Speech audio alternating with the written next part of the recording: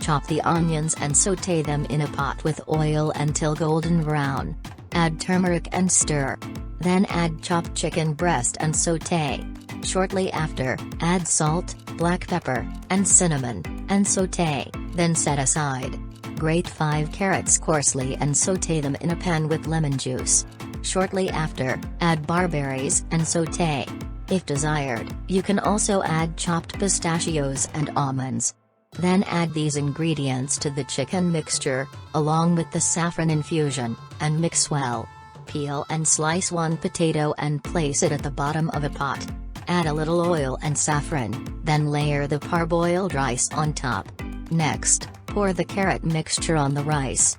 Cover the pot with a lid and let it steam on low heat for 45 minutes. Enjoy your meal.